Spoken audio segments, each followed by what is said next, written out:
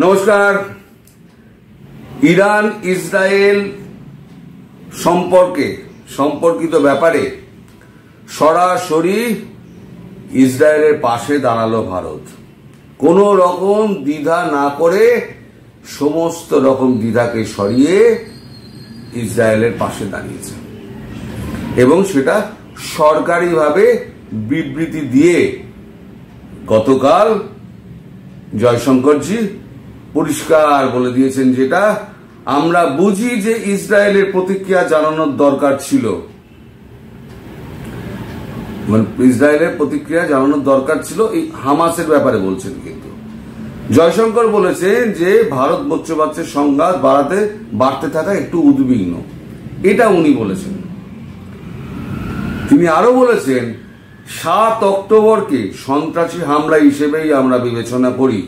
আমরা বুঝি যে ইসরায়েলের প্রতিক্রিয়া জানানোর দরকার ছিল, কিন্তু আমরা এটাও বিশ্বাস করি যে কোনো দেশের যে কোনো প্রতিক্রিয়া আন্তর্জাতিক মানবিক আইনকে বিবেচনায় রাখতে হবে এবং বেসামরিক জনগোষ্ঠী কোনো ক্ষতি বা প্রভাব সম্পর্কে সতর্ক থাকতে হবে, কিন্তু আন্তর্জাতিক মানবিক প্রচেষ্টা থাকা গুরুত্বপূর্ণ, জয়শঙ্কর বলেন।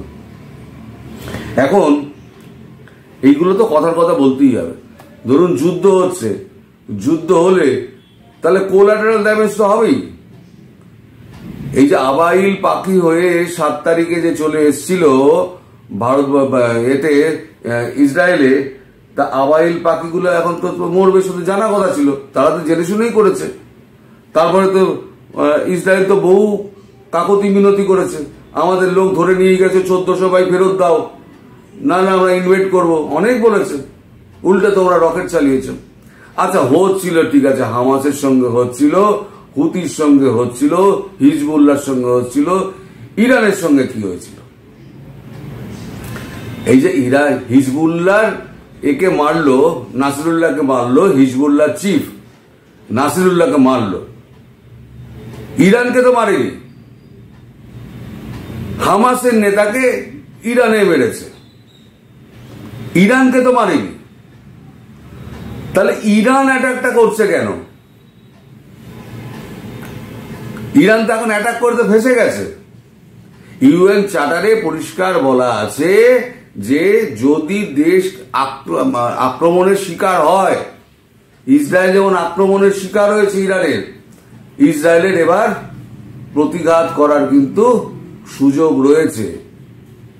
এবার ইরান যে জবাবটা পাবে সেটা কিন্তু কঠিন জবাব পাবে। কিন্তু এইখানে একটা বড় প্রশ্ন ছিল ইসরায়েলের, যে ভারত কি করবে। কারণ ভারতের রাশিয়া বন্ধু, ভারতের ইরান বন্ধু, বন্ধু মানে কি সম্পর্ক ভালো। রাশিয়া বন্ধু, ইরানের সঙ্গে সম্পর্ক ভালো। ইরানে আমাদের বিনিয়োগ রয়েছে প্রায় 6 বিলিয়ন 7 বিলিয়ন ডলারের মতো চাবাহার পোর্টে। এই চাবাহার পোর্টটা কিন্তু এইবারেতে রিস্কের মধ্যে পড়ে গেল। কারণ ইরান এবার যে আঘাতটা ইরানের ওপরে আসবে সেটা কিন্তু 4 দিক দিয়ে আসতে পারে। এক হচ্ছে ইরানের যত অয়েল ডিপোগুলো আছে সেগুলো যাবে। 2 হচ্ছে আপনার যে সমস্ত নিউক্লিয়ার ইনস্টলেশন গুলো আছে সেগুলো যাবে। 3 হচ্ছে পোর্ট যেগুলো আছে পোর্টগুলো যাবে। আর 4 নম্বর হচ্ছে যত আপনার মিলিটারি ইনফ্রাস্ট্রাকচার আছে সেগুলো যাবে। আর ইসরায়েল যদি ভাবে যে আমি ওই যে নেতা যিনি আছেন আমাদের খামেনি, সে খামেনিকে যদি ইসলামিক ইরান রিপাবলিকান গার্ড যদি মাটির নিচে ঢুকিয়ে রেখে দেয় বাঁচাবে, তাতেও বাঁচাতে পারবে না। নাসিরুল্লাহ কোথায় ছিল? মাটির নিচে 14 তলায়। ইসরায়েল এমন বোম মেরেছে 14 তলা শুদ্ধ ঢুকে গেছে। এবার আপনি যদি 28 তলার নিচে রাখেন সেখানেও কিন্তু ছাড় পাবে না। এমন এমন অস্ত্র ভান্ডার রয়েছে ইসরায়েলের হাতে যে সেই অস্ত্র ভান্ডারে ইরান শেষ হয়ে যাবে। এখন ইরান ফাঁদে পড়া ইঁদুরের মতো অবস্থা। আর ভারতের নীতি দেখুন আপনি, ভারতের রাশিয়া এইখানে কিন্তু ইরানকে উস্কে দিয়েছে, অস্ত্রপাতির সমস্ত কিন্তু ইরানকে দিয়েছে, টাকা দিয়েছে ইরানকে যে তুমি মারো। তাহলে তোমার সঙ্গে ইসরায়েল, রাশিয়া জানে ইসরায়েলের সঙ্গে যদি ইরানের যুদ্ধটা লেগে যায়, আমেরিকা ওখানে ব্যস্ত হয়ে যাবে, তাহলে ইউক্রেনটা ফাঁকা হয়ে যাবে। যে যার আন্তর্জাতিক এতে কূটনীতিতে যে যার নিজের দিকটা দেয়, কেউ কারোর বন্ধু নয়, কেউ কারোর শত্রু নয়। তাহলে পরে এবার জেলেনস্কি কিছুটা টাকা পয়সা পাবে না, অস্ত্র পাবে না, কারণ সম্পূর্ণ দৃষ্টিতে এসে পড়বে ইসরায়েল। কারণ এখন ইসরায়েলের পেছনে কিন্তু সমস্ত ইউরোপ দাঁড়িয়ে গেছে। কারণ কি জানেন, ইউরোপের প্রত্যেকটা দেশ, ইটালি থেকে জার্মানি, ফ্রান্স, যত দেশ আছে, সুইডেন, সবাই কিন্তু এই সন্ত্রাসবাদীদের দ্বারা ত্রস্ত। ফলে তারা সবাই মিলে এইবারে চাইছে ইসরায়েলকে যে আমাদের হয়ে তুমি অ্যাটাকটা করো, তোমার যা যা দরকার আমরা তোমায় তাই দেবো। ফ্রান্স অলরেডি বিবৃতি দিয়ে দিয়েছে, ম্যাক্রন বিবৃতি দিয়ে দিয়েছে যে সমস্ত রকম অস্ত্রের সহযোগিতা ফ্রান্স করবে, আমেরিকা তো করবেই, ইউরোপিয়ান যতগুলো দেশ আছে তারা অস্ত্র না দিক, তারা টাকা দিয়ে সাহায্য করবে, প্রচুর টাকা দেবে আমেরিকার কোম্পানিগুলো তারা অস্ত্র পাঠাবে। ফলে ইসরায়েল 10 হাতে শক্তি নিয়ে ইরানকে পুরো ধ্বংস করে দেবে।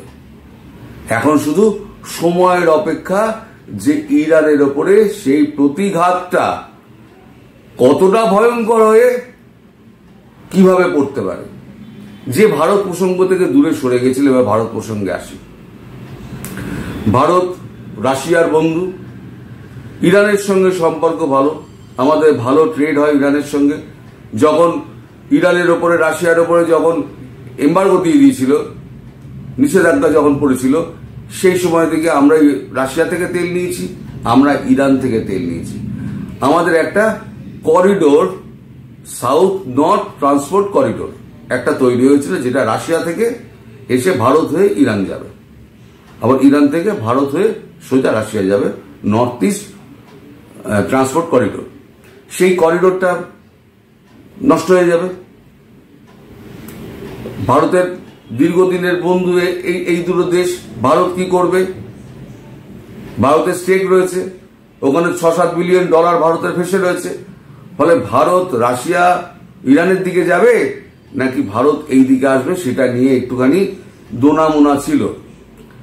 গতকালকে আজকে ডক্টর জয়শঙ্কর একদম পরিষ্কার ভাষায় বলে দিয়েছেন যে ইরান যা করেছে তা নীতিবিরুদ্ধ করেছে, ইসরায়েল যা করেছে ইসরায়েলের অধিকার বলে করেছে, এবং ভারত বরাবর সন্ত্রাসবাদের বিপক্ষে, যেই সন্ত্রাসবাদের বিপক্ষে যে লড়াই হচ্ছে ইসরায়েল করছে, আমরা ইসরায়েলকে সর্বতভাবে সমর্থন করি।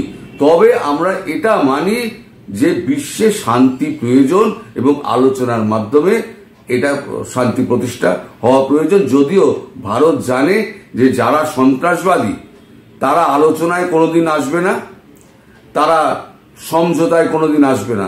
যদি সমঝোতাতেই আসতো তাহলে পরে হামাস, যখন বারবার হামাসকে অ্যাপিল করা হয়েছে তোমরা 1400 আমাদের বন্দীকে, অপহৃত বন্দীকে আমরা ফিরিয়ে দাও, আমরা কিছু করব না, তাহলে হামাস কিন্তু ফিরিয়ে দিত। তাহলে কিন্তু গাজা এবং গাজাপট্টি যে একেবারে মাঠ হয়ে যেত না।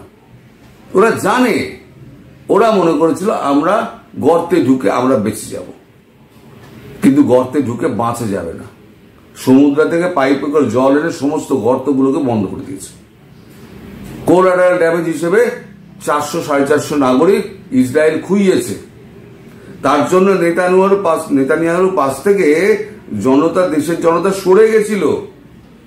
এখনই ইরান প্রসঙ্গে এবং হিজবুল্লাহ প্রসঙ্গে আবার যখন অ্যাকশন নেতানিয়াহু নিচ্ছেন, তখন নেতানিয়াহুকেও সবাই কিন্তু সমর্থন করেছেন। এবং নেতানিয়াহু পরিষ্কার জাতিসংঘে দাঁড়িয়েও এই কথা বলেছিলেন যে সন্ত্রাসবাদের বিরুদ্ধে আমি কিন্তু শেষ পর্যন্ত লড়াই করে যাব। ইরান ইসরায়েল যুদ্ধ এখনো শুরু হয়নি, কিন্তু এই যে সবাই বলছে বিশ্বযুদ্ধ শুরু হয়ে যাবে, অমুক যুদ্ধ শুরু হয়ে যাবে, যুদ্ধর কিছুই শুরু হয়নি দাদা।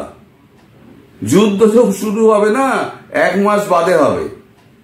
এখন যুদ্ধের প্ল্যানিং হচ্ছে, কোন কোন জায়গায় অ্যাটাক হবে। আর কেউ চায় না, বিশেষ করে আমেরিকা, ইউরোপ, কেউ চায় না যে ইরান নিউক্লিয়ার ক্যাপাবিলিটি হোক। আর ভারত জানে যদি এই ইস্যুতে ইরান, হিজবুল্লাহ, হুতি, হামাস যদি মারা পড়ে যায়, মানে সাপের মাথা তো ইরানকে যদি কেটে দেওয়া যায়, তাহলে পরে বিশ্বে কিছুটা শান্তি আসবে। এবং পাকিস্তানকে যখন অ্যাটাকটা করবে, তখন পাকিস্তান কোথাও গিয়ে কান্নাকাটি করতে পারবে না, দেখো আমাদের মেরে দিয়েছে, আমাদের এলাকা নিয়ে চলে গিয়েছে, কান্নাকাটি আর করতে পারবে না। তার আগে একবার জাতিসংঘে কিন্তু পরিষ্কার একেবারে হুমকি দিয়ে রেখে দিয়েছেন জয়শঙ্করজি, পাকিস্তানকে সামনে রেখে, যে তোমরাই উৎপাত মাচাচ্ছ, তোমরাই আবার শান্তির কথা বলছো। উৎপাত আর শান্তি দুটো একসঙ্গে চলতে পারে না, একটা বন্ধ করো, ভারতের হাতে বেশি সময় নেই, পরিষ্কার বলে দিয়েছিলেন।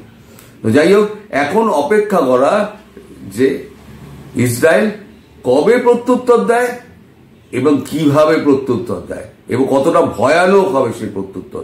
এত তাড়াতাড়ি কিন্তু ইসরায়েল অ্যাটাক করবে না, আমরা জেনে নিই, সময় লাগবে। এখন প্ল্যানিং হচ্ছে ভেতরে, সব লোক মাথা বসে প্ল্যানিং করছে, যখন মারবে হঠাৎ দেখবেন রাত থেকে মারতে শুরু করে দিয়েছে, দামাদ্দম ইরান শেষ। কিন্তু ইসরায়েল একটা কথা বলে রেখে দিয়েছে যে ইরানের জনগণের সঙ্গে কিন্তু আমরা আছি, কারণ ইরানের জনগণ কিন্তু চায় না এসব।